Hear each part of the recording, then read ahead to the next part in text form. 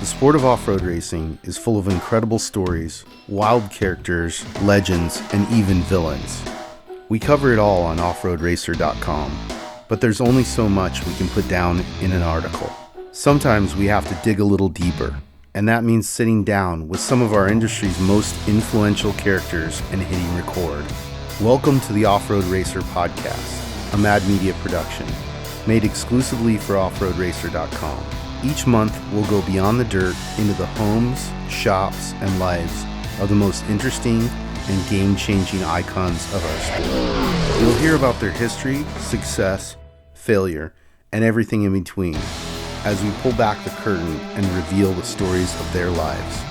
I'm your host, Matt Martelli, and this is the Off-Road Racer podcast.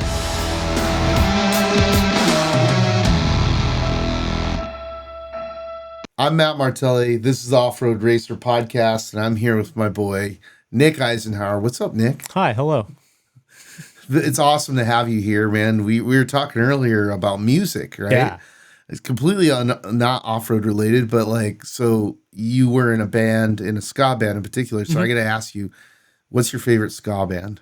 Oh, man, that's a tough one, because ska's deep, man. There's so many genres of ska bands. I'm probably going to have to go, there's a band called We Are the Union, smaller band. Right. But very inspirational to me at a younger age. And then obviously Streetlight Manifesto and Catch-22, that whole deal there.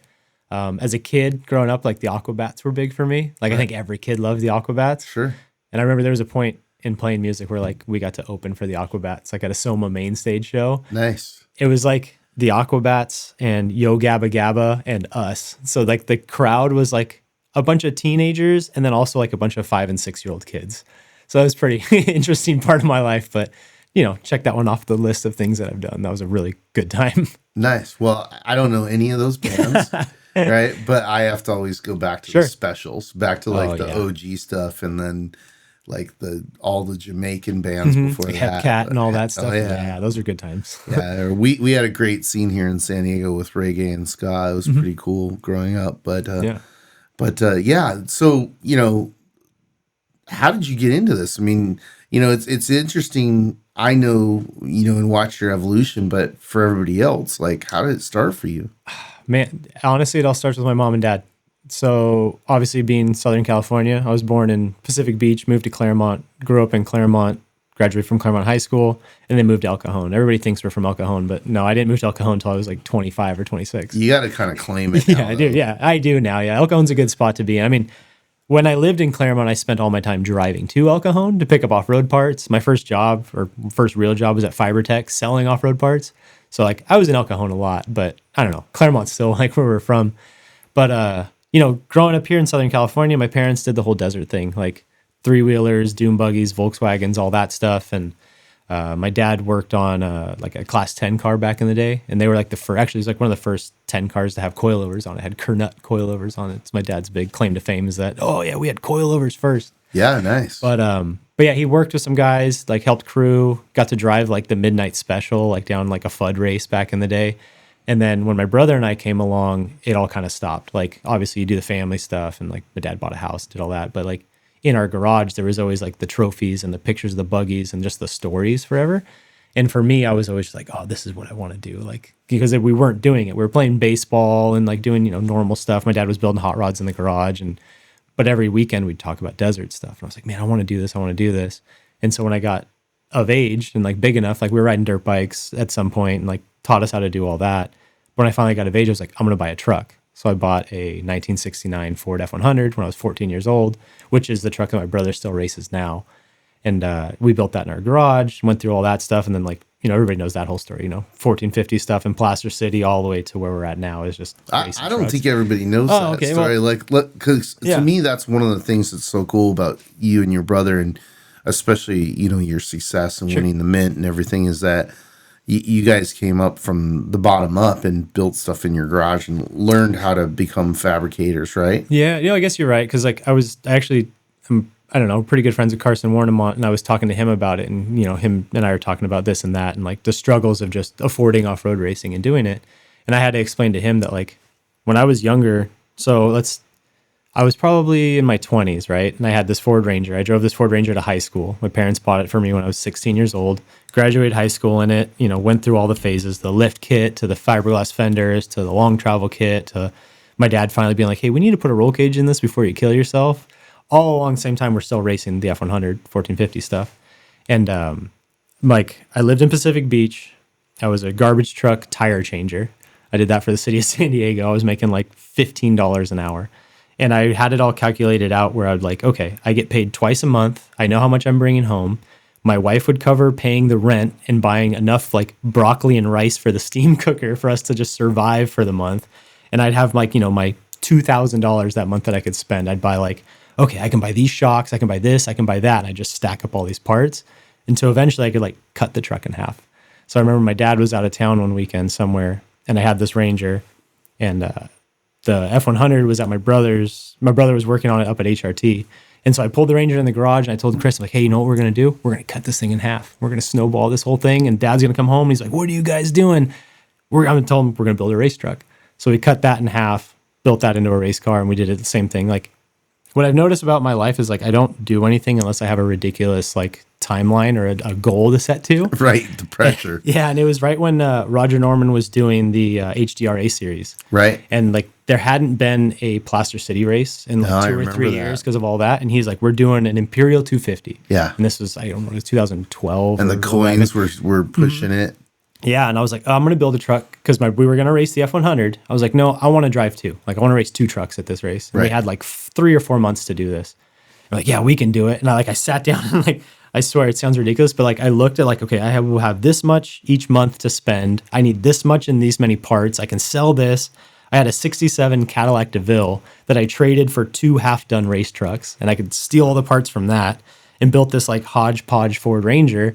And we made it in time. Like we killed ourselves in the garage getting it done, but we built this truck and ended up going on racing a bunch with that thing, learning a ton. We won the like Snore Championship in 2015 with it, and then sold it in 16, and then built the Everson truck.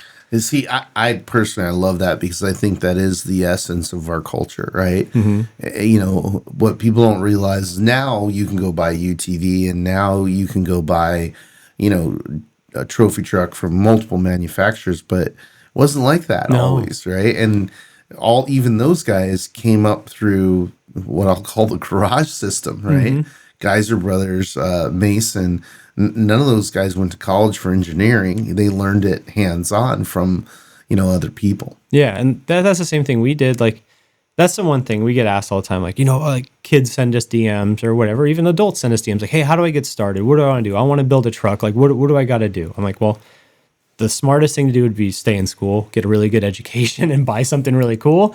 But if you're not at that point or that's not a feasible thing for you, like I always tell people, you buy a 4-inch grinder, you buy a chop saw and a portaband, and you can build whatever you want. Right. And that's what we learned. It's like we didn't have a ton of money growing up. My dad still is a truck driver, like made ends meet. We had the greatest upbringing. Like I don't want to down talk us being kids. Like we had motorcycles, we did this, like we made it work.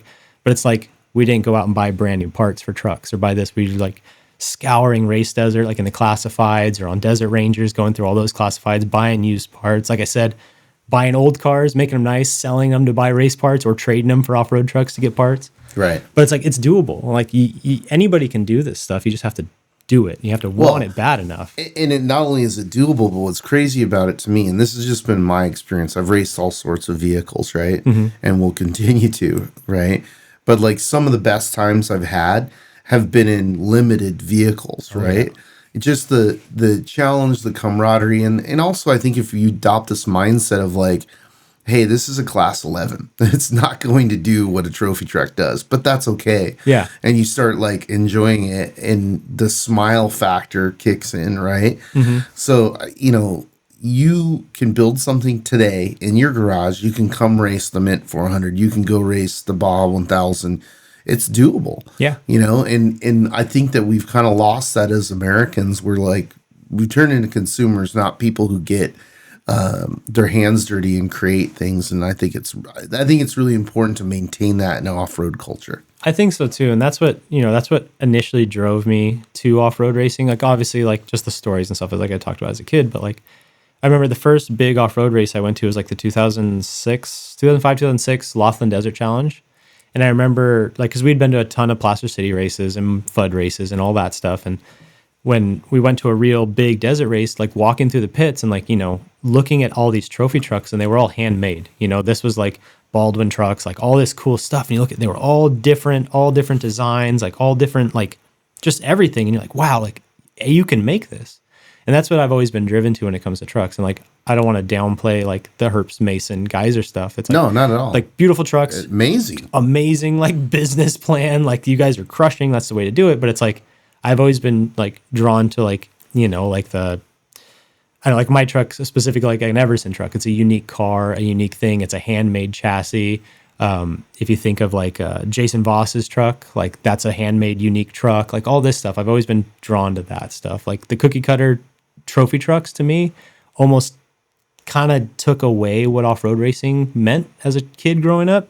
And I'm like, yeah, cool, that's another Herbst. But like, oh, this guy made this in his garage. Let's go check this thing out. Like this guy put a lot of blood and sweat into this. Well, it's also it's style wars, right? And like when you look back at the history, it's one of the things that I get to do, as the race promoters, pull out all these old photos of like sedans and Nissan trucks and Isuzus and just stuff that you're like, well, why did you choose to race this? And it was in those days, it was like, no, but there was no preset plan. It was like, what do you have? Oh, okay, cool. Well, a Gremlin? We'll figure out how to race that, right? Exactly, yeah. And they did, right?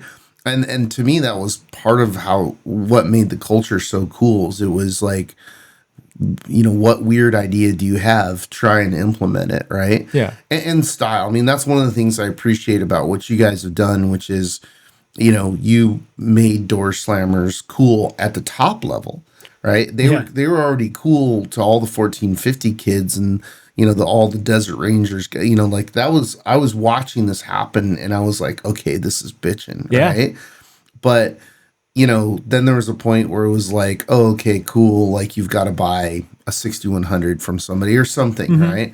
And and you guys built your own vehicles all the way up to 6100, and then not only did that, but you came out and won, which is arguably the hardest race. The Mint's a tough one for sure. It beats the equipment up. Yeah, that's the thing. Like for us, like I'll post on social media and stuff all the time. Like make trophy trucks again, because like you look at truck bodies now and they don't look like trucks. It's like some like contraption of a Raptor-ish sort of whatever, and it's like, no, like let's make these things look like trucks. Like that's what these are. Like we all grew up with Rough Rider posters in our rooms and like, all like the Roger Mears stuff. And it was like Class 8 days, and that when they were actual production pickup truck cabs, then they were building these big wild things out of them. But it's like, that's to me what draws people to the class. And I think that sport needs this as a whole to grow again and to take it to that next level, because right now there's no relationship to these vehicles. When Joe Blow doesn't know anything about desert anything, comes walking up and looks at a trophy truck, like, yeah, cool, look at this spaceship.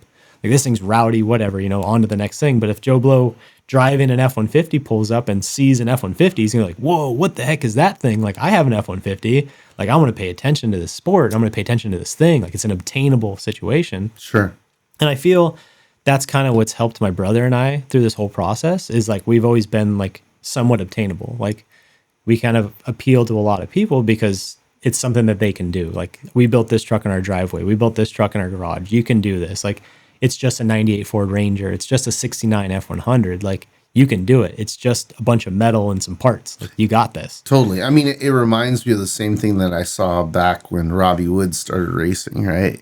And in short courses, like, there are all these guys that were polished and had money and everything. And here comes this shit kid from Pahrump. Yeah. And he actually starts doing really well. And then you talk to him and you hear a story and he's like, yeah, I basically recycled metal. You know what I mean? And you're just automatically drawn to that story because you can relate to it. Yeah. And that's what I saw with you guys. Also stylistically, I mean, sure. You rocking the old school mustache, you wear glasses, right? Yeah. Like you're stylistically different than the Ken doll kind of like trophy truck guy or big whatever. Smile, yeah. Right? And I've got nothing against any of that, but just it's one thing I've learned from skateboard culture, and one of the guys who was somewhat of a mentor was Steve Rocco. He was the first guy to like realize that like excuse me, every skateboarder is not blonde haired and blue eyed. Yeah. So we better have some different characters to appeal to these different demographics.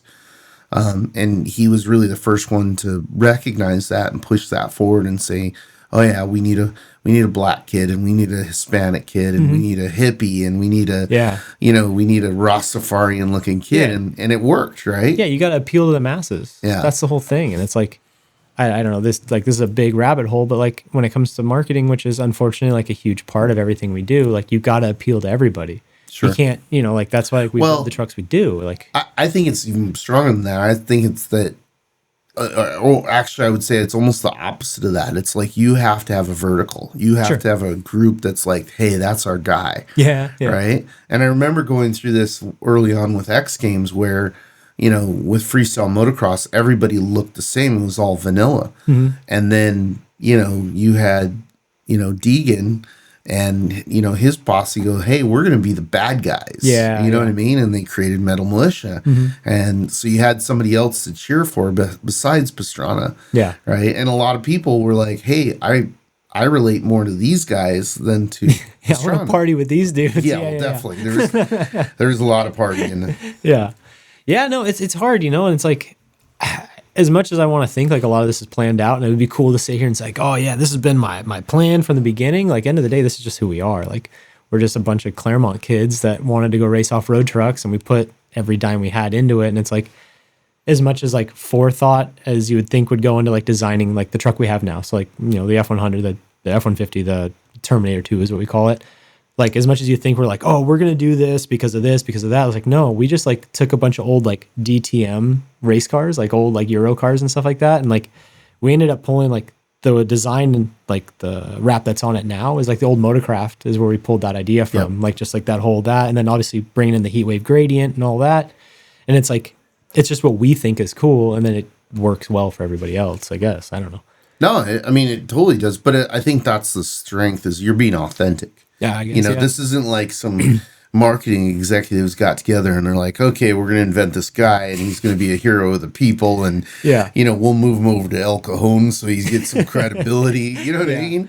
Yeah. So, and I think people recognize that. I think especially now in this day and age where we're just buried in bullshit and being lied to constantly, when people see somebody that's just honest, they're like, hey, like I can relate to that guy. For sure. And that's something I learned real quick. Like, so obviously like I'm blessed to have came up in like, the social media era. Like, it works well. You are now in charge of your own marketing. You're your own marketing guy. You make your own media. You do everything. You don't need to like, I hope I make it in Ride BMX magazine. Like, you don't have to worry about that. You make your own Ride BMX magazine. You post 100%. Your own thing, right? And so like coming back to all that, it's just like, I don't know, we've had so many cool opportunities to like make that work out to where it's like, yeah, we stay authentic. And the problem with, not the problem, but it's good for us, but like you can't come in and be fake, because social media, you get called out. Like, kids these days see right through everything. And adults, you see right through a fake, something like a, hold the phone up to your face. All right, guys, today, come on down. And that's like, when we get asked to do these advertisements and all this stuff, it's like, at first, we're like, okay, let's take these seriously. Like, let's be real. Okay, all right, guys, this weekend only, like 20% off. It's like, no, I'm going to get made fun of. Yeah. My friends are going to rip on me for making this. So, like, we make fun of ourselves a little bit, but you got to stay real, because, like, this industry and this sport and just this generation of people cut right through bullshit. Like, they see it and they know. And so you have to be true, or else you're going to be burned out real fast in the sport and everything. Yeah, 100%. I mean, coming from skateboarding, that was the way skateboarding was. Yeah. Like, you would just get lambasted if you were, if you were fake in any way, Well, and that's the thing, is back then there was nowhere, like, I guess now you can, you get like, quote unquote influencer types that like don't really do it and whatever. But it's like, people but we're seeing that's changing. They go away. Yeah, that's changing. Kids now are like, hey, wait a second, this guy's whole life, everything is fake bullshit. You know what I mean? And it's great. Yeah. It's good. Get rid of it. We don't need that, 100%. Like, but that's like, you're talking like skating back in the day, like before media and before all that, you couldn't get some dude hit the skate park, ride all day, just post his 3 best clips. Like, no, this guy was out skating. There's nowhere to post it. And it's like, oh, that guy sucks. Oh no, it was and this guy's a jerk. Like, this guy's no fun to hang out with. Yeah. Like, he's not cool. He's out. But like now it's like, I don't know, you almost can vet those dudes out. Like, at least I can. I see when fake stuff pops up, the quick in, quick out. Like, that's racing against your dad is something that 90% of the racers in the world will never get. I've accomplished everything I wanted to do, and now he's just like taking the reins. I want to be remembered for being a huge part of short course, not just racing, keeping it alive, helping it grow. If it comes down to the last weekend and I'm in it, the boys better watch out. My brother and I have always noticed, like, when you see like a team show up in off-road specifically, like they come in and they got 3 trophy trucks and semis and all this crazy stuff. And like, I give that guy 3 years. Yeah. Like that's at max, maybe 3 years. And that third year is going to be rough. Like the quicker these guys dive into this, the quicker they get out, because it takes so much effort for this to work. I think that that's something that's really important that people don't speak about enough, is that how hard this is to win. Dude, it's miserable. And it's funny because when people come in and then they have pretty fast results, then they're really broken when they're like, I don't understand. Now we're getting it handed to us for 3 years. Yep. And it happens to everybody. I mean, the level of competition now is crazy. Yeah. You know, and it continues to get, you know, tighter and tighter because people have access to good equipment, good information, and everything used to not be that way. What's not wrecking the sport, what's elevating the sport insanely, and it's crushing guys like us, was just data.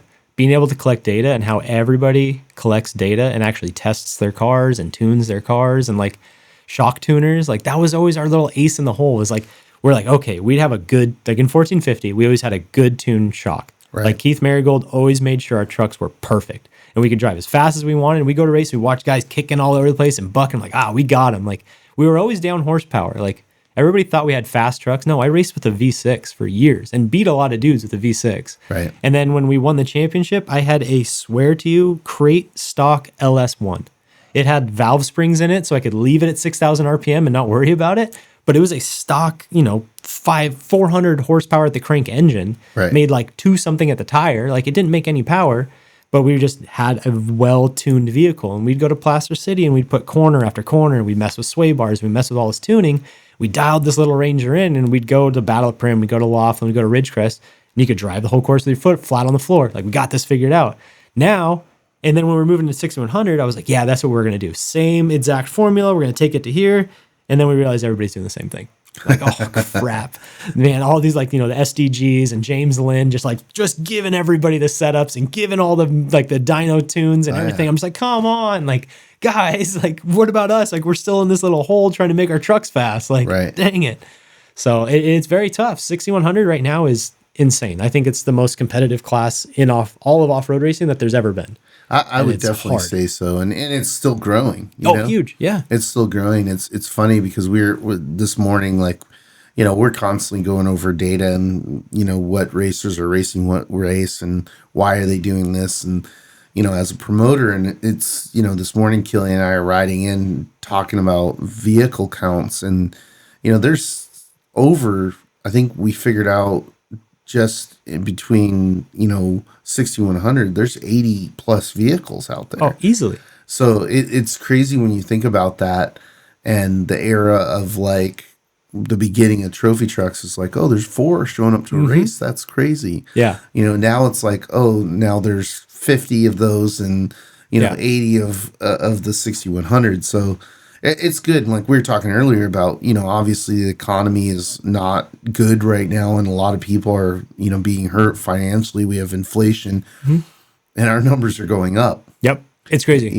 Yeah. Yeah. We talked about that. Yeah. It's like, it's scary times financially. Yeah. But I'm 5-6 months booked up in my shop to do prep work and fab work. I'm like, what? Like, I'm breaking even. Like, we're doing all right. And the guys are coming in, spending money. I'm like, what are these guys doing? Like, what do these guys know that I don't? Like, I got to figure out some money. Well, they know they want to have fun. That's true. Yeah. I mean, that was one of the things that I learned back in 08 was that, I was looking at the economic crash and kind of going, oh man, we're in trouble. Nobody's going to spend money on off-road racing. Nobody's going to buy a trophy truck. And the opposite happened. In fact, in this 3-year stretch, we had more trophy trucks built in a down economy than we ever had in the period of off-road racing. So I see that's I see like when old money, new money. This is going to get deep economics conversation, but like off-road racing is built on old money. It's dudes that aren't like they're, you know, I don't know, like they're not going anywhere. They've got what they've got. They got their businesses. They own their properties. They do what they're doing. They're doing construction. They're doing whatever it is, which we know off-road racing is heavy in construction. Yep. Construction does well no matter what. Like, sure, it slows down a little bit, but their slowdown is still fine. Like, they're still doing all right. Sure.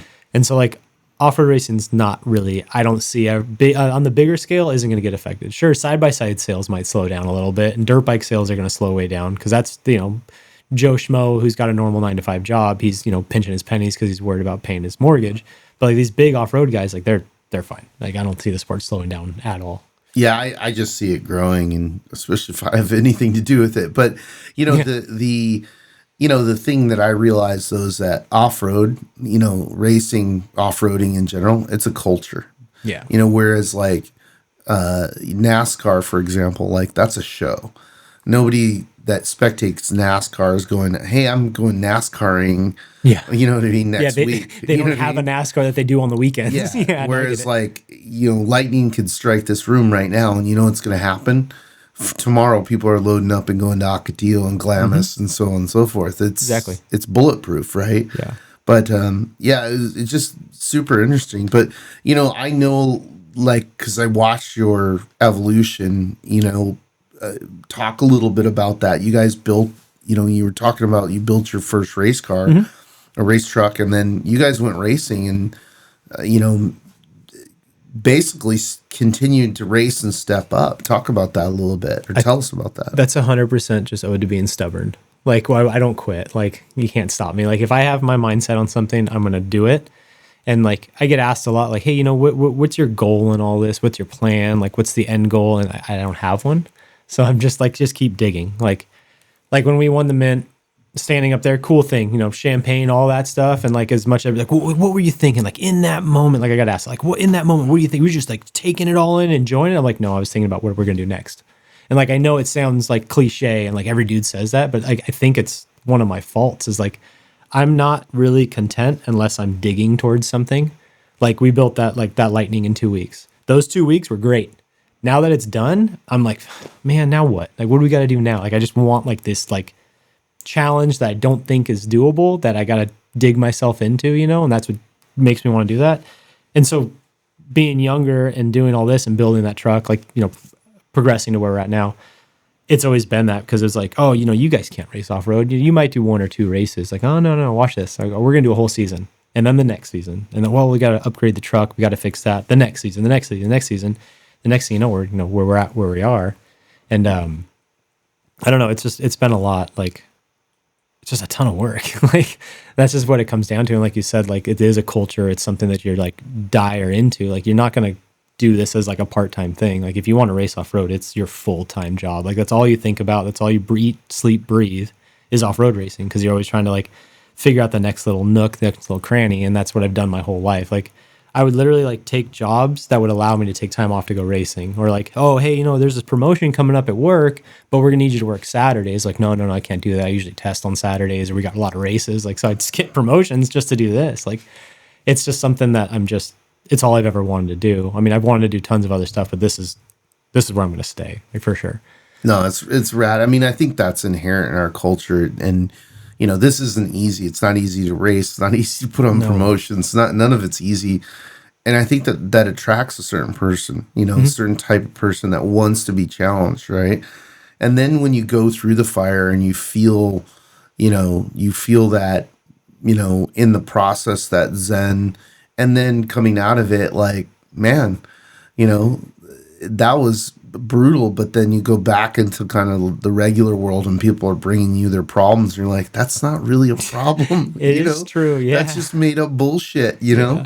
Yeah, it's hard. Like, we always say in the shop, it's super funny, like, because there's like a group of us. This isn't just me. This isn't just my brother. There's a group of us that make all this happen. It's like my brother, my dad, our wives, like there's tons of all of us, right? And we all make sacrifices to go off-road racing. It's a whole team effort.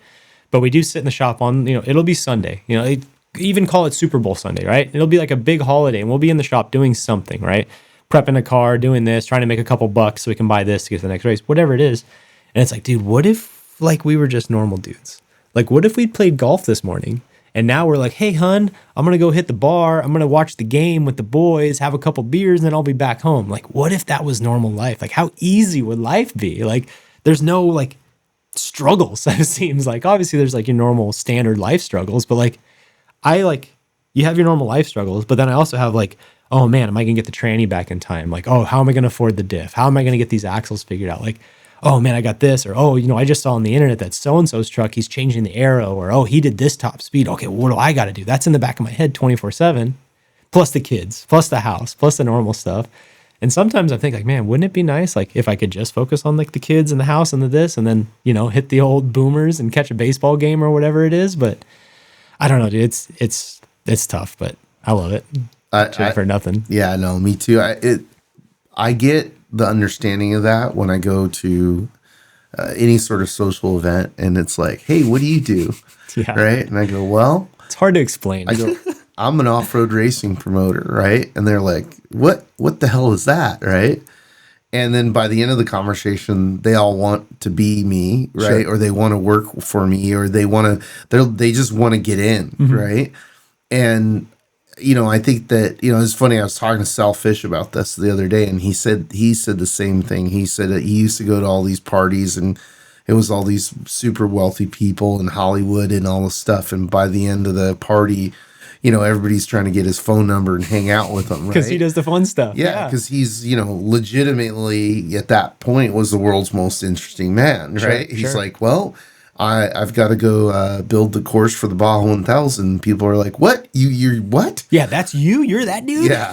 So, I think that's the thing is like, we were talking about it earlier of like, you have a limited time on this planet, sure. Right? And so you better live it the way you want to live it. You better have those experiences and not, work for somebody, to be handed a watch to retire and die in a trailer park. Mm-hmm. You know what I mean? Mm-hmm. Exactly. So, well, that's, I that's really funny you say that. I remember I was working at the city and I was, like I said, changing tires and like trying to become a mechanic, a garbage truck mechanic. I did that for 7 years. Like that's what I did. And I remember talking with one of the supervisors and he was kind of like giving me a hard time, like trying to do that like supervisor thing, like give me some advice. Like, oh, here, this is what you should be doing. Like you shouldn't be doing this, shouldn't be doing that. I was a young kid. I was like 20, like 21, 22, whatever it was.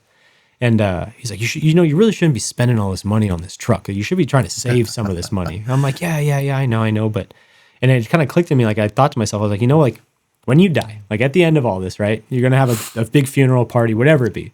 They're not going to put like your bank account balance on your tombstone. No. And your friends aren't going to stand around and be like, oh man, he had this much saved up. Good for him. No, they're going to tell all these wild stories and it's going to be a big party. And like, when I die at the end of this, I want to have like a 2-day thing. I want the whole world talking, like all my friends talking about all this cool stuff we all did together, 100%. And those memories and those connections and like just meet as many people as you can.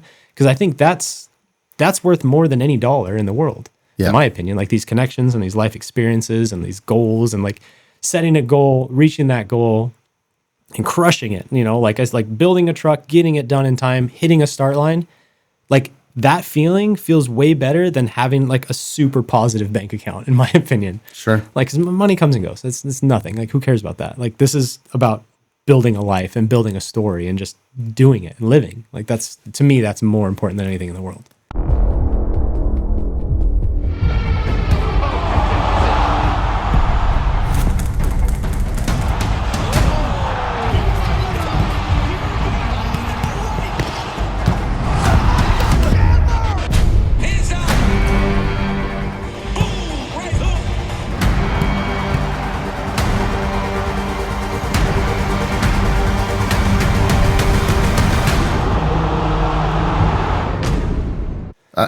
I wholeheartedly agree. Yeah.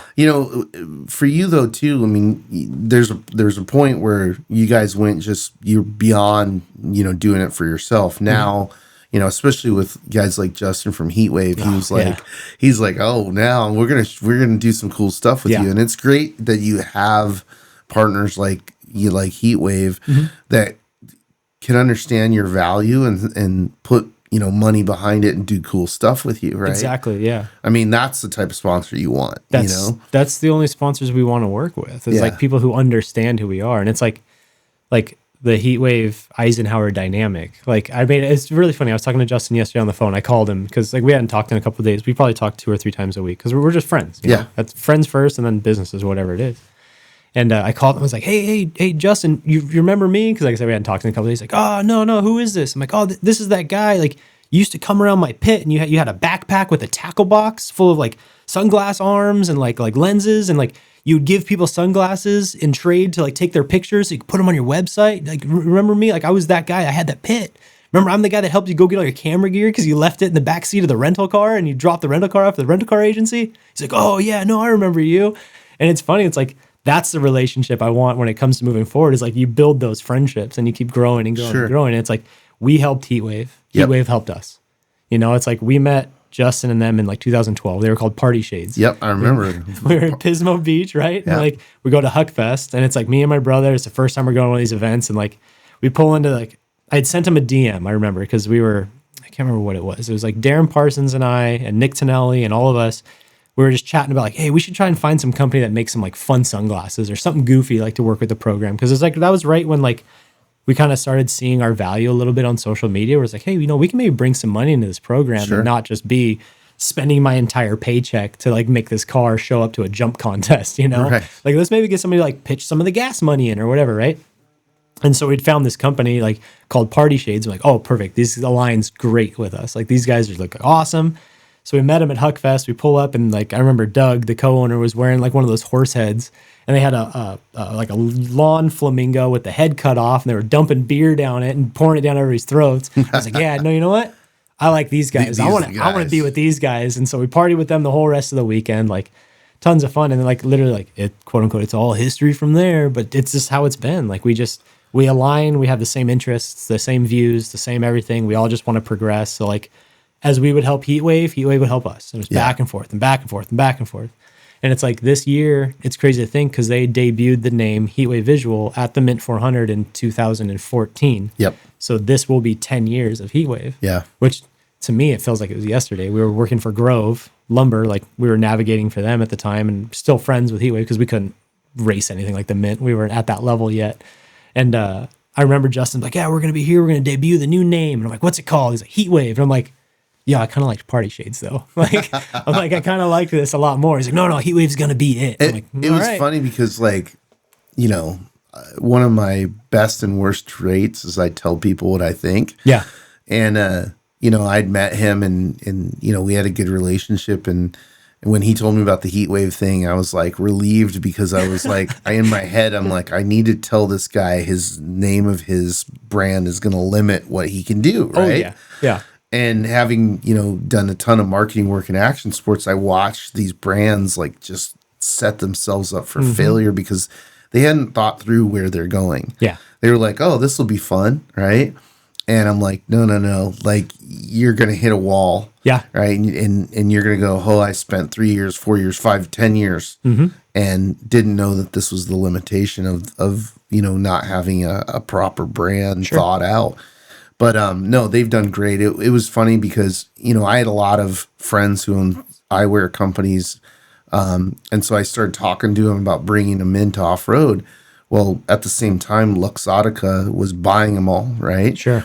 So like we had this great relationship with one company. It gets bought by Luxottica and everything shuts off. And I'm like, shit, next company. And then finally I'm like, we're doing all this really cool stuff with Oakley. And with really cool people there. Yeah. And then I get the call, hey, bad news, you know, we're not sure what's going to happen. I'm like, I know what's going to happen.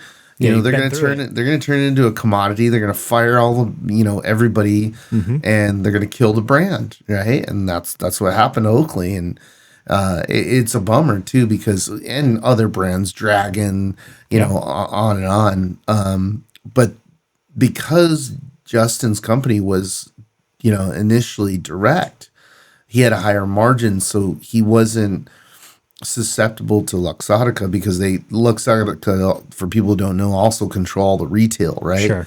So anyways, long story short, but stoked. And also, this is the thing that I love talking about is the business of off-road, right? Sure. Of exactly what you said is that Justin came, he launched his brand at the Mint 400, and then he expanded, and they're crushing it. Yeah, you know? big time. They're crushing it, you know, and I'm really proud and glad that we provide an opportunity, a stepping stone. But if you distill it back, you know, a little bit, and you go like off-road tires, off-road wheels, off-road shocks, lights, you know, navigation systems, safety, all that stuff came from off-road racing. So it's not like it's a new thing. Yeah. But we're gonna wave that flag some more and be like, hey, we're here to do business. Yeah, so, exactly. And that's a hard thing, you know, like in this industry, like we can talk all we want about like grinding hard in the garage and working your butt off and doing all that, but there's a whole business side of this. That's and like massive. And you talk about, it's really funny that you bring up like a name limiting you. Yeah. Like when we were kids, like our quote unquote business was Brodozer Motorsports, right? Yep. Like that was it. Like that's what we're going to run with. And then like, I just kind of remember thinking, I'm like, that's not going to go over well to people who don't understand what this is about. And Right. like, and I remember Dan 200 actually calling me when we were doing some of these HDRA races back in the day. He's like, hey, these races are going to be televised and there's going to be helicopters and all this stuff. And I remember him calling me like, hey, Nick, Chris, if you take one piece of advice from me, it's this: put your name on the roof. I'm like, okay, why? He's like, because you just put your name on the roof, put your name on the front of the car, put your name on the side of the car. Like your name isn't going to go anywhere. Okay, all right, cool, got it. Has big old Isenhouer stickers cut out for the roof, for the door, on the windshield visor. There it is, Isenhouer, that's us. And like, that was probably like the best piece of advice I've ever gotten, because it's like our name just, it sticks and it goes. And like your name is what you have. 100%. And like, if you can just build a good name around your own name, it's not going to go anywhere. Yeah, that's awesome. Dan 200, marketing genius. Who Yeah, knew? that's it. Yeah, he's right there. Yeah. Little nuggets of wisdom, right? Yeah, might talk a ton of shit, but every now and then there's something good in there that's like saving it. You're definitely gonna have to wade through this shit. Yeah. But no, he like love the guy. He's definitely a smart one. It was really funny, and I like his humor. You know, it was really funny because he knocked off the Mint logo and did a Dan 200 sticker. Sure. And he shows it to me and he goes, "Are you mad?" And I'm like, "No, I think that's great, man. Yeah. It's funny, you know." Yeah. So that's really cool. All right, Chase. Number 23. It's 2023. This championship's yours. Let's show these guys what's up. Easy, boys. It's not over yet. Big dog still gotta eat. Whatever you say, big dog. Seriously? These fools think I'm fried? They know the deal.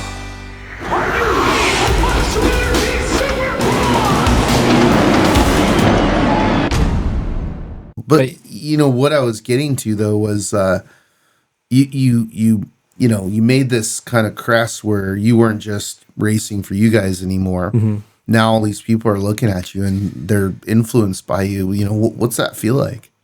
Terrifying, overwhelming. Like I said, like when we talked when we first walked in, it's like I'm just drowning, because it's like I get pulled in all these directions. Like, you know, it's like try and keep the racing business going, which is going great. You know, I'm blessed, and like I tell everybody, it's like it's just like a big wave. I'm just gonna ride this wave until it flattens out. Like I have no idea what I'm doing.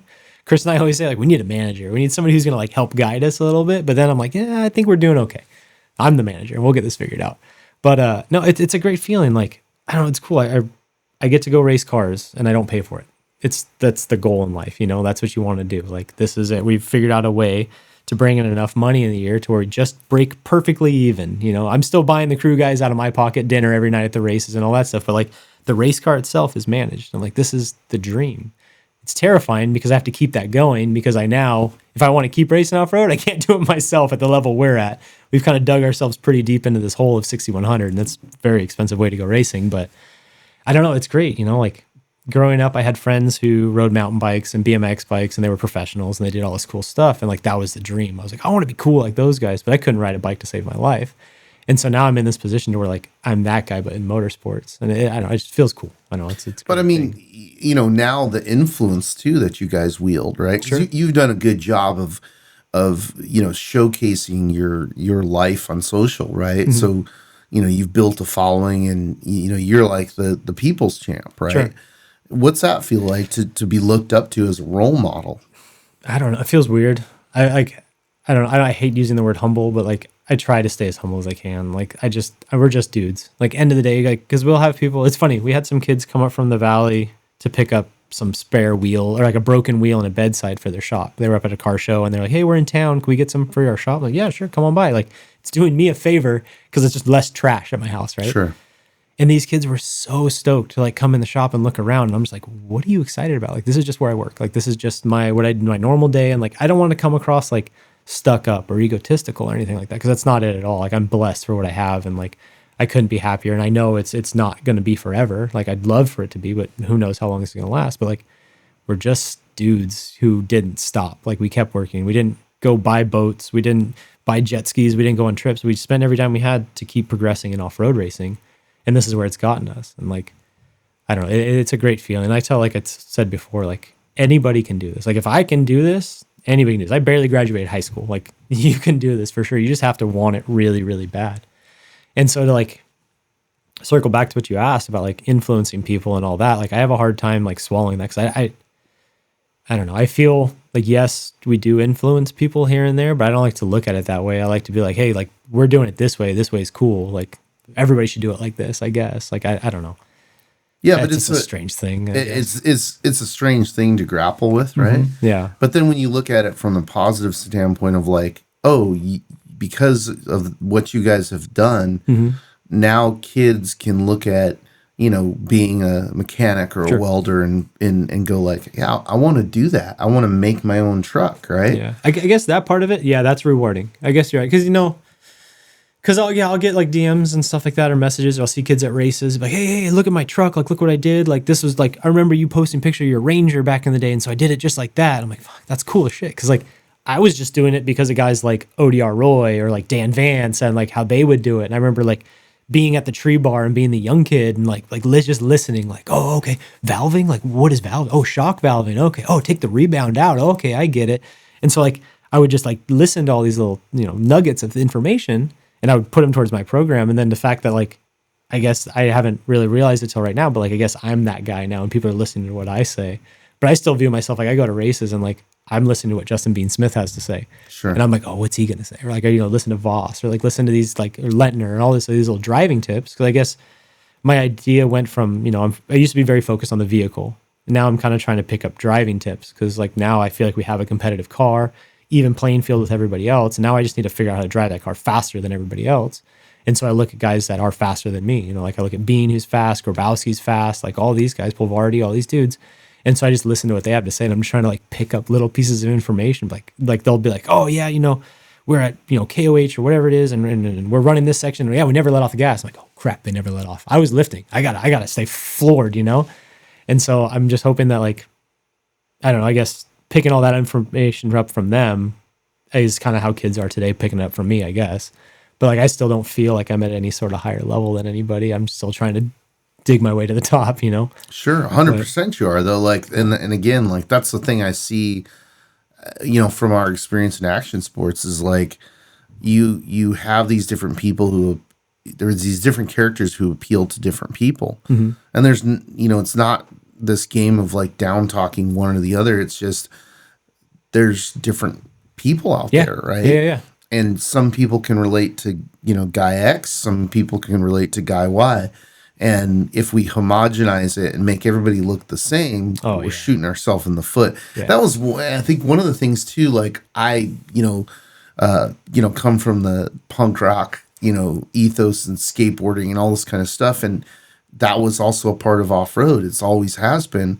And so when it gets too polished to me, I'm kind of like, okay, we're still the middle finger of motorsports. You know what I mean? Yeah, like, for sure. Let's not forget, like, we're the wildest dudes in all of motorsports. People are like, oh, what do you tell us about your race? And well, basically, there's very little rules. Yeah. You're on your own if you're in trouble. And you're almost dying the entire time. And, you want to start talking about track course changes? We're talking about boulders, giant G outs, not like, oh, the pavement got a little 2 degrees warmer. No, yeah. So, I think it's really, it's really something to hold value to, And I guess like saying that, like, kind of like there's always the two types. Like I perfect example would be like if you go back in time to like Paradigm videos back in the day. Yeah. And like he would do like there was the Luke McMillan 1600 Placer City video, and then there's like the Justin Bean Smith Right. Placer City 1600 video. Yep. Both perfect driving. Like two dudes I look up to greatly. Obviously the whole world looks up to Luke, but I look up to Bean big time. Like that guy can wheel the heck out of anything. Definitely. Right? And build. And build, yeah, and prep, and do Yep. and run a program and run somebody else. That guy's, you know, I'm gonna go wheeling with him in a couple weeks, but don't tell him. But I look up to that dude big time. But like yeah, I feel like there is that two options. Like, you know, you've got clean cut Luke McMillan, right? Sure. Fastest dude in the desert, arguably fastest dude in the desert. And then you got punk rock Justin Bean Smith, you know, like with the Osiris sticker on his helmet and just like all this, like, you know, the militia stuff back in the day when he was racing short course. And it was cool to see that. And like we can build those two dynamics in this sport. And I always 100%. like, I guess when you ask like, you know, us being who we are and like, you know, like our style and everything, like I've always kind of leaned towards the Bean side. Sure. My brother leans more towards the Luke side. Like when we go to get fire suits, like I had a new driving suit made up and like mine has like patches on it. And, you know, it's got like a big back patch that says Heatwave. It kind of looks like a vest, you know, kind of punk rock looking. My brother's like straight cut, like gold, pretty suit with like white stitched in it, like standard driving suit, which is great. Like that is rad suit. But I'm always like, let's make something a little rougher, you know, let's be cool. Like let's do Isenhouer and Iron Maiden font on the visor. Like that'll be cool, you know? Yeah. Like let's do like cool, like throwback body styles or this or whatever. I also think it's also a product of the environment, right? Like you talk about Claremont and then moving to El Cajon. Mm-hmm.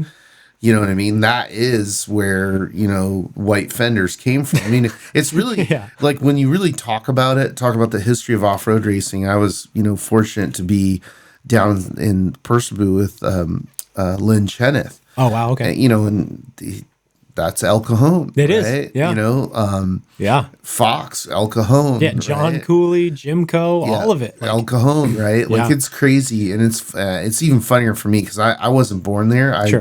I moved from, you know, Kalamazoo, Michigan, right? Whoa. To El Cajon, California in the 80s. Sure. And they're like, here's a 3-wheeler, kid. You know, it was Don't like die. paradise, right? Yeah. For a young male.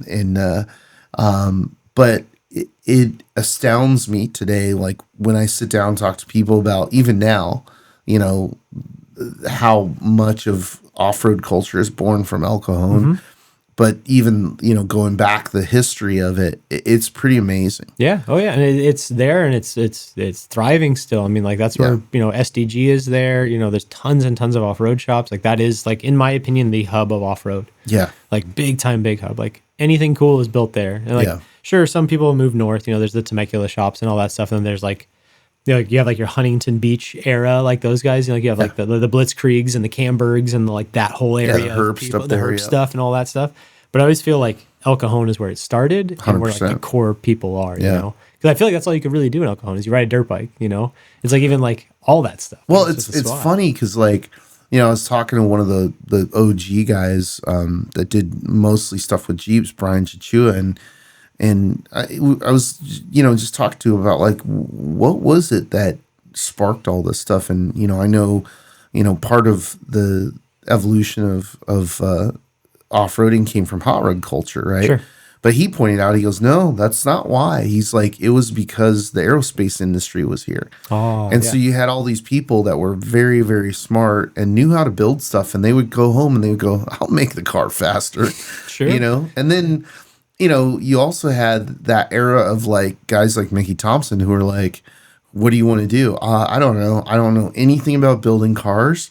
I run a printing press, but I'm going to build a car and go set the land speed record. Yeah. Like people just thought they could do incredible stuff back then. And Cowboys. yeah. And we kind of lost that. And that's again, why I'm stoked on, you know, what you guys represent. And especially like when you know, get the power of Heatwave and, you know, all the content they're producing around you. It really galvanizes, right? Sure. It's the same in skateboarding. It's like, I remember, you know, when a really talented skateboarder gets picked up by the right board team, You get excited. Yeah. Cool things are about to happen. yeah, and I know. it's funny to this day, you know, the skateboard team is what defines your career.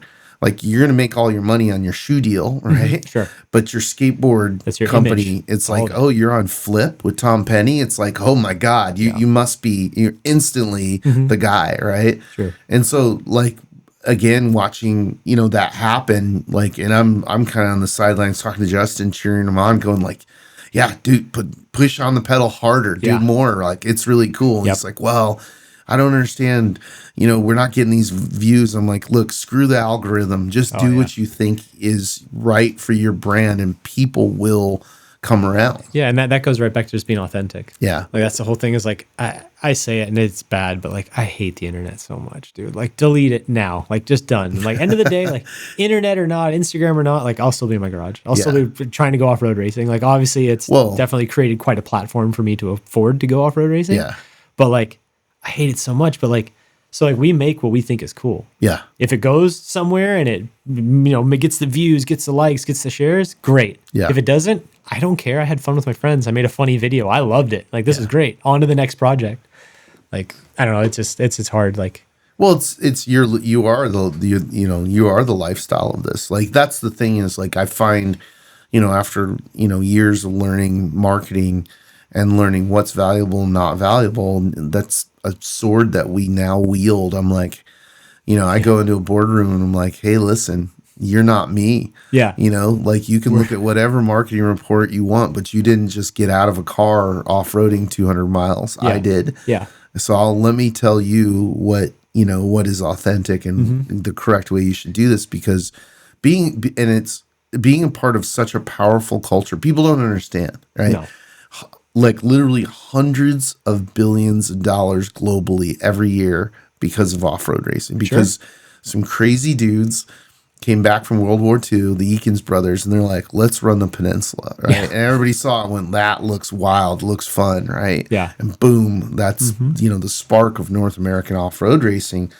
And, it manifested, into everything it is now. And El Cajon was, the hub of it. The hub of it. Yeah. It was the nucleus of it. And it still is in a large part. I think so too. It's something not off topic, but something I've been thinking about a lot is like trying to progress more in the sport, right? Sure. Like the next level of things. And like, so like, we have the drift cars, we have the 4x4 trucks and all this stuff. And it's like trying to appeal outside of our little demographic.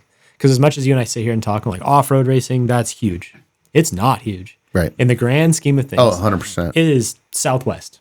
It is a little bit, it's like the base of Nevada, California, Mexico, and there. Like, oh yes, everybody on the East Coast and the Midwest, like, they think it's the coolest thing in the world. Right. But they don't care.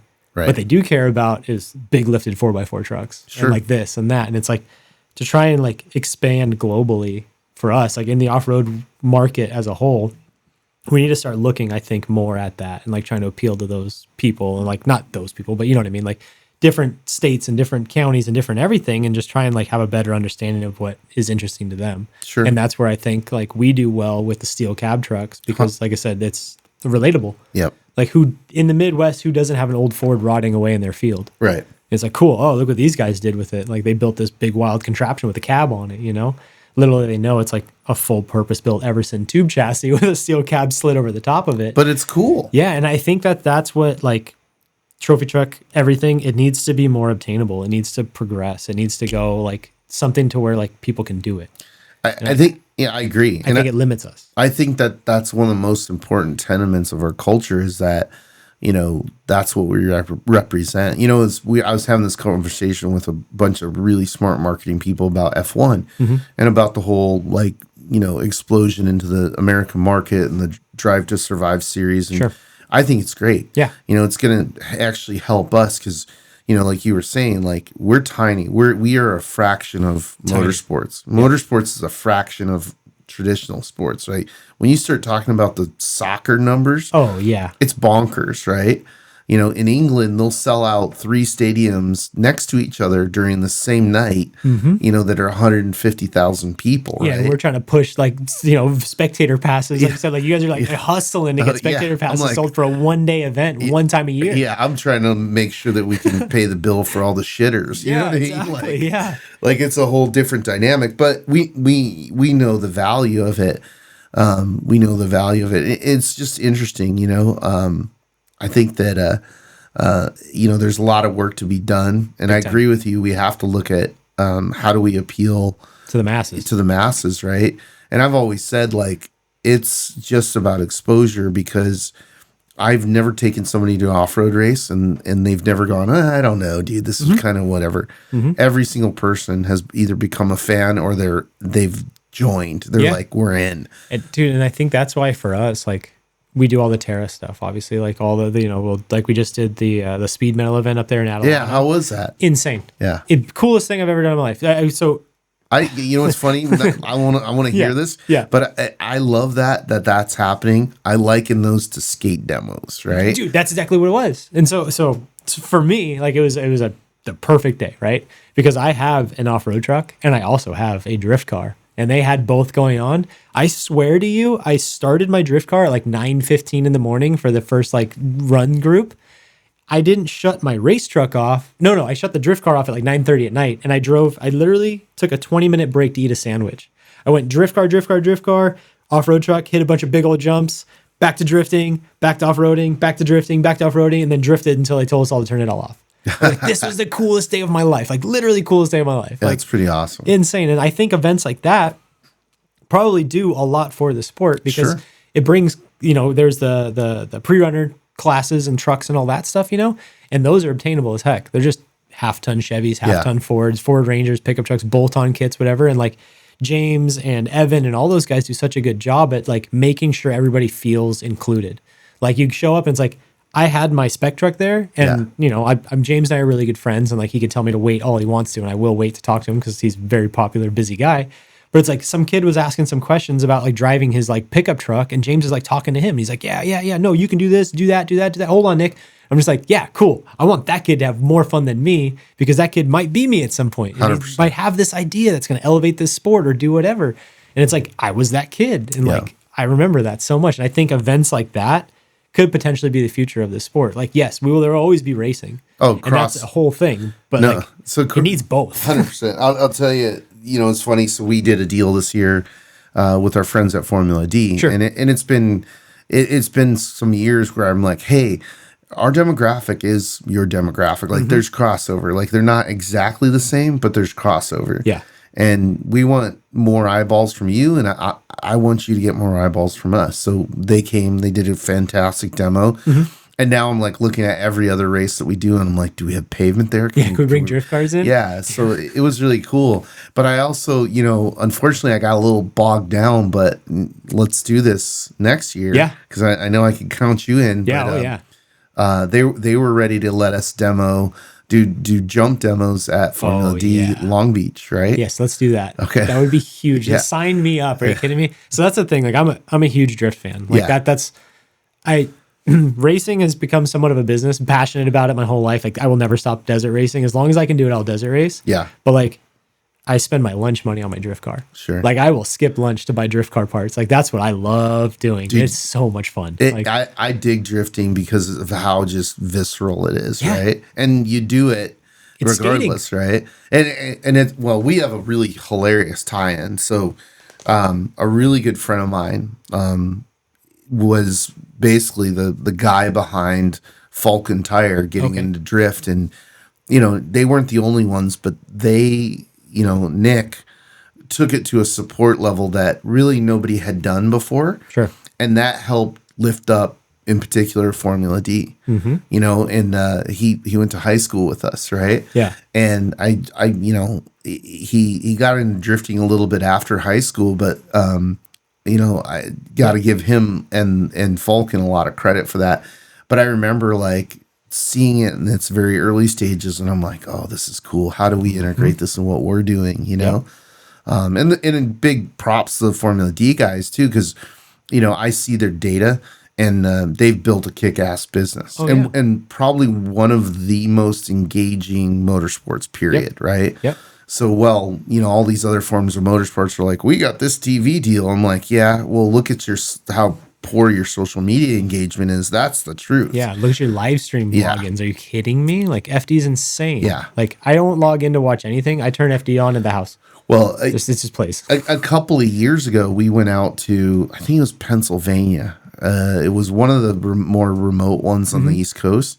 And I'm like, whatever. It's this little tiny track. It's, there was thousands thousands of kids, and they were totally into it.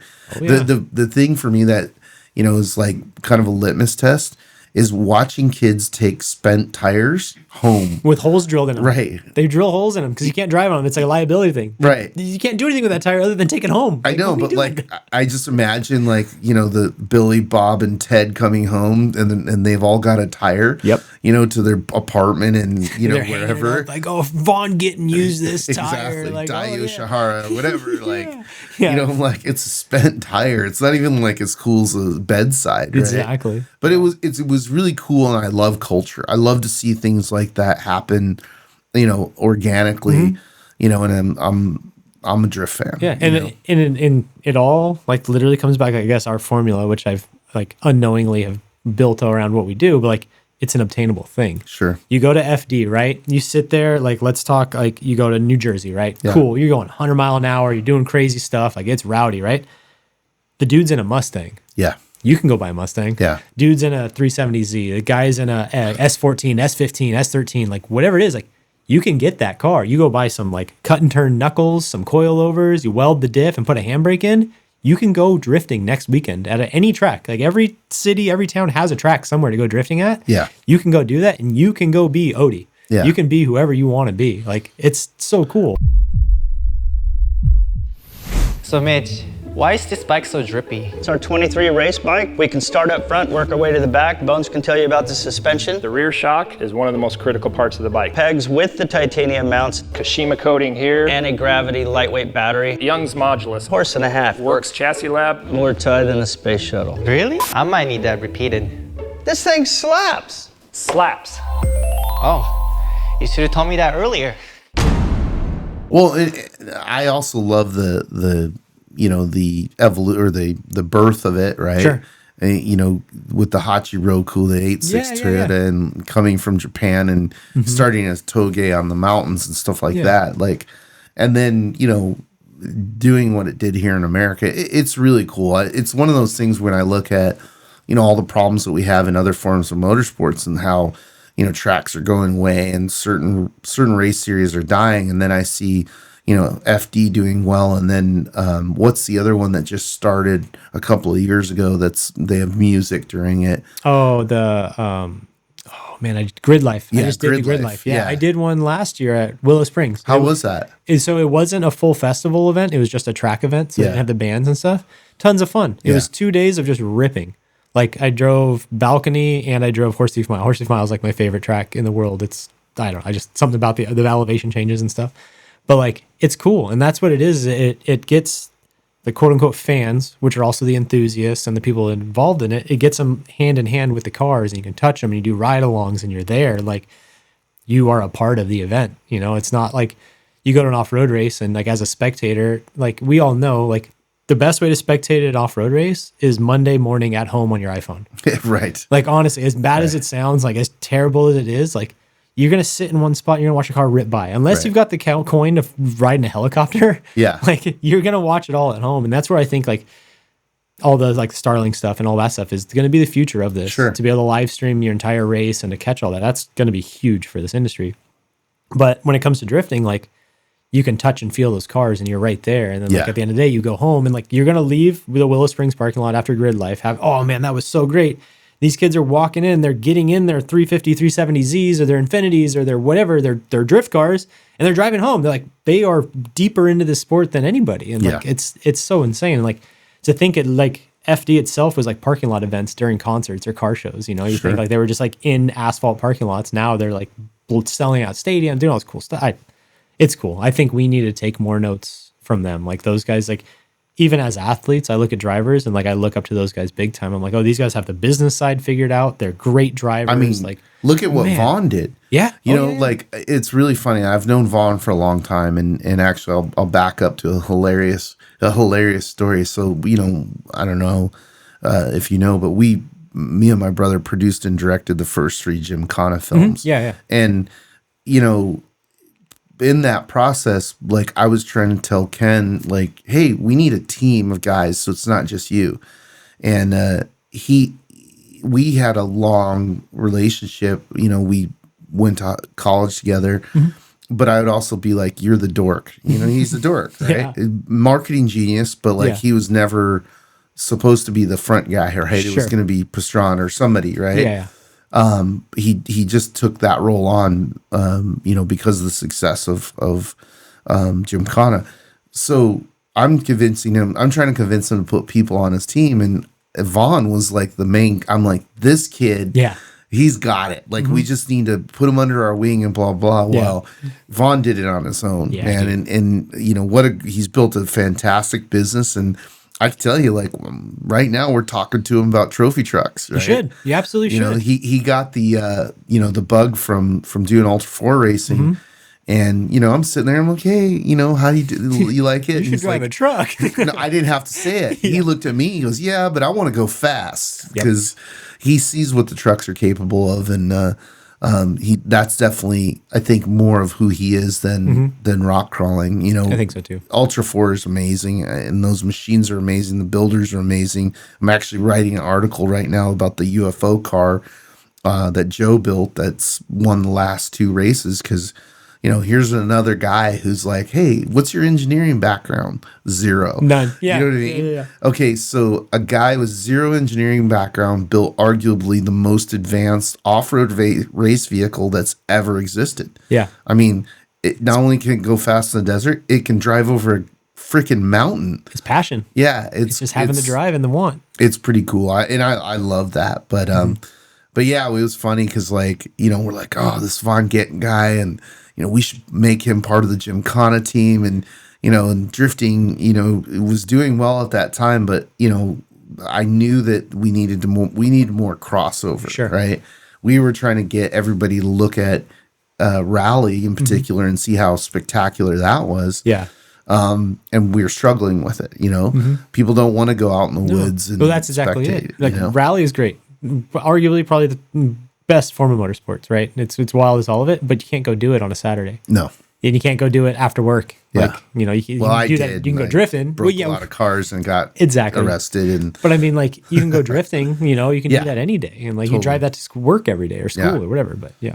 No, that's really cool. And that was another thing that I saw with you is, like, right away, I'm like, okay, these Isenhouer guys get it, right? Because they're embracing drift culture and pointing out that it's proximate. And again, it reminds me of, how ESPN came in and, grouped us all together, and then boom, it was action sports. Cause we had skateboard contests, BMX was going on, moto was starting, or moto was going, and now freestyle was starting. But it was really funny to be there at the first X Games and be inside of that evolution. Sure. The first one was a mess. It was like, imagine. Ice climbing and downhill tobogganing on. The parachuting with a snowboard. Yeah. Skyboarding. Skyboarding. Luge, right? And like, it was, but eventually, the things that didn't work fell off, right? Sure. And then it became skate, surf, snow, BMX, moto. All the core things that are frankly real cultures. All obtainable things. Yeah. So now I think in that mindset of like, oh, can we group drifting together? And does that give us more leverage to reach more people? Cool, let's do that. Can we have a concert? And will that get us more eyeballs? Great. I don't care what it is. If it makes sense, we're going to do it, and try and bring it to new people. And I think that's the future of everything, is just like these, I don't know. Not like festival style things, but I guess festival style things, where there's just so much to do, and it brings everybody together, and it just like it cross grains everybody. It's like, it just recently I finally started convincing all my off-road buddies to like understand drifting properly. Not just like, oh, I've got a V8 car, I can do. No, it's not the same. It's not just a rolling burnout. There's like a whole like culture to this, and like a style to this, and all that. Car control. Yeah, it's car control. And it's like, my drift car makes 300 horsepower. It barely makes tire smoke, but it's so much fun to drive. And like, they're all literally that speed metal event with Tara opened up so many eyes. And I'm so blessed that happened, because I'm like, great, yes, more people that I can go crash my car into. Like, let's go do this together. Yeah. So, but yeah, I mean, I think that's just the name of the game, is like finding obtainable things, crossing them over, making everybody realize that we're all the same, and just trying to grow everything as a whole. What advice would you give to, a kid right now who's like looking at, getting into off-road? I don't know. I stand pretty strongly behind like learning any skill you can to do it yourself. Like we talked earlier, like get the tools, get the know-how, get the understanding, and you can do this by yourself. The internet's a wild thing. You can learn anything you want on the internet. I've never once been taught how to weld. I had my dad teach me how to MIG weld when I was a kid. And then from there, I just kind of figured it out. I had nobody sit down and show me TIG welding. I just kind of messed up a whole bunch of parts for a really long time. And now I'm like, all right, well, that sticks. So you can do that. Like I did the same thing. I didn't go to any schools. Like there's a great assets like the Fab School and stuff like that. Like if you really want like the lessons and the training, like there's options there. Apprenticing at shops, just figuring it out. And like, I'm a very strong believer in like the one thing a day theory. And people think that that's kind of just vehicles, right? It's like, oh, well, I have a checklist of 10 things. If I do one thing a day, I'll be done in 10 days. Like, no, that's just everything in life. Like every single day, like take one step towards these goals or one step towards something you want to work towards. And eventually like that massive mountain you're trying to get over is going to be a lot smaller and you're going to be pretty close to the top of it. And that's like, we like looking back, like we never should have been where we are in off-road racing. Somehow we're here. And it's literally because my brother and I and my dad and all of us have just kept chipping away at this giant mountain to where we're like qualifying at the top at a Mint 400 or winning a Mint 400 or running up front with guys that are just at another level of driving that I feel. But it's like, that was our goal. And it's like, sure, there'd be months where like we weren't really making progress, but we were doing something to help get us to that point. And so younger generation, like kid asking, like literally just figure out what you want to do and like have a clear vision of what you want and just do whatever you have to do, big or small, to get to that point. Whether that's off-road racing, whether that's your family life, whether that's anything, I think that lays out for everybody. It's just the tiny little wins will eventually get you the victory. Yeah, 100%. So, we call it brick stacking. And it's like just stack a brick and pretty soon you have a wall and then you have a house and then you have a neighborhood. Yeah. No, that's great advice. You know, so many people, so many icons of this culture, this industry started by sweeping the floor. Yeah. So it's like our running kind of saying of like, just sweep the floor. Start there, start learning, start picking stuff up. There's, you know, I don't know, thousands of shops that will let you sweep the floor. You know, absolutely. We were, you know, sitting down at the 500 and I was with Mike Smith from Herps. And I was like, yeah, so how'd you get into this? Well, I started sweeping the floor at a shop and you know, it just progresses. That's where it was at. Like I sold Volkswagen parts. My first off-road job, like obviously we were like, I learned so much for, like I said, through the internet. Like Desert Rangers taught me so much about like off-road trucks and four links and just reading old posts and just understanding that. And like we took all that information and my dad and brother and I built this truck originally that we raced in like early 2000s. But like so much of it came from just being there and just learning and doing it. And like, I don't know, you can't stop. Like if you want it, you got to figure it out. Yeah, 100%. So. Oh, nice. Well, that was like an hour and a half. Sure. Yeah. Awesome. All right. Thank you for calling. Yeah, Appreciate anytime. it. Yeah, this is good.